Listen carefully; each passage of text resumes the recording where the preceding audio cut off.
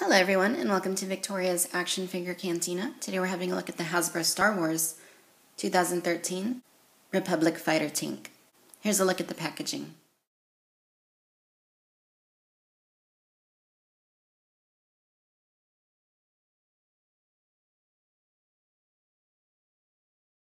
So this fighter tank is a smaller version of the original vehicle from 2009. And it's part of the lineup in which Hasbro attempted to shrink down some of those vehicles. Now, although this one is smaller than the original vehicle, it's not actually too much smaller, and I'll show you an example right here. Alright, so as you can see, it is a smaller vehicle, yet it's not quite as small as the Jedi Starfighters or the Slave One in this line that were also shrunken down.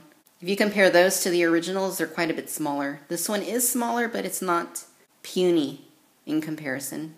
Another thing you'll notice about the vehicle is that it is extremely lightweight. It probably doesn't weigh more than 7 or 8 ounces at the most. It's super light. The underside is quite bland. There's not much to it. There's no wheels, unlike the first vehicle. I think these little stilts are just kind of there to give it a little bit of height, as you can see. Like the original vehicle, it does kind of maintain the look that it is hovering, which is great. I'm glad that that's something that they maintained. And you also get the opening hatch, the opening cockpit. You get the firing missiles, the movable turret. The pegs that were on the original vehicle are carried over to this one. And the paint scheme on this one matches the very original release from 2009. The colors are the same. You get the burgundy with the off-white color, and then the green stripe.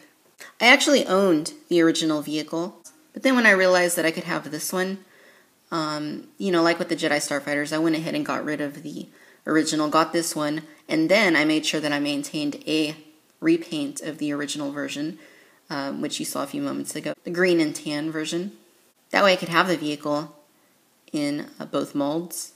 So when you take the vehicle out of the package, there is a little bit of assembly required. You have to put on the top hatch, which is basically this half right here, and then you have to connect the side missiles, and then you insert the projectiles, and you attach the opening hatch and the rotating turret. Pretty easy assembly. It only takes a couple minutes at most.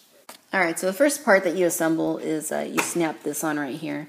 And this is far different from the original, of course. So that whole thing opens up, and you can seat one clone in there.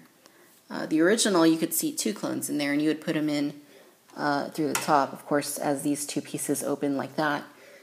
This one, it's a smaller vehicle, so you only get to put 1 clone in there. I haven't tried any Phase 1 or any Clone Wars figures in this vehicle, but I found that the super articulated version from the Revenge of the Sith line, any repaint of that figure fits in there quite nicely. But you don't want to put in any of the Evolutions figures, because anything based on the Evolutions mold doesn't fit. The legs are just too wide, and you'll have to squeeze them to get it in there, and it's not a very comfortable fit, so best to just avoid that. I'm sure any of the newer vintage releases with the skinnier arms and legs will fit in there comfortably as well, as will the newer Saga Legends Clone Trooper. So you put your figure in there, and then you just press down, and the sides basically tab in place right there. And, your figure's in there. You can't see them, unlike the first vehicle. And then to get your secondary figure in there, you're going to go to the top hatch right there and just simply pull it. Now, unlike the first one, which kind of just closed, this one actually tabs into place, which is nice. I wish the original had that as well. And there's a little view of the inside of the cockpit. There's not a whole lot of room in there for your gunner. Unlike the first vehicle as well, the other thing that is different is that your clones can't be placed all the way in. This guy that's about as most as he goes in. The other one had room for the legs, that way you could seat him all the way in and close the hatch. This one you can't do that, unfortunately. He kind of just stays like that. And it's not a huge deal, but that's one of the things about the first one that I think made it a more fun vehicle. even though they're quite similar in some respects. And of course you can spin that laser turret right there as you wish.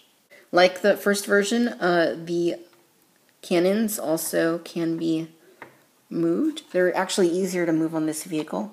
You don't get the clicky sounds like you did with the original, since it was ratcheted. And the other cool thing, of course, as I mentioned earlier, were that the pegs on here are still there. That way you can go ahead and plug in your clone troopers.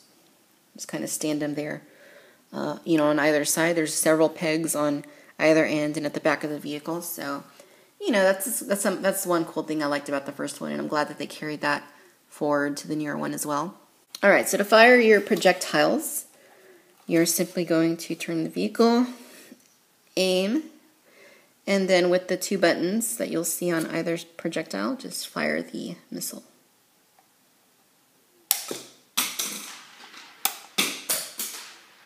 Okay, ladies and gentlemen, so there you have it. This is the Hasbro Star Wars 2013 Republic Fighter Tank.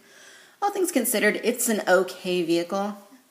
I am certainly glad to have it because, I like these smaller versions of the vehicles, but it's just not as fun as the original. Given that they retail for about the same price, even though the original is out of production, you can still get the original on the secondary market for about the same price as this retails for. Now, I still like it just because I like having, the smaller sized vehicles. But if I was going to advise you to take one or the other, definitely go with the original version. Thanks for watching Victoria's Cantina. Until next time, bye-bye.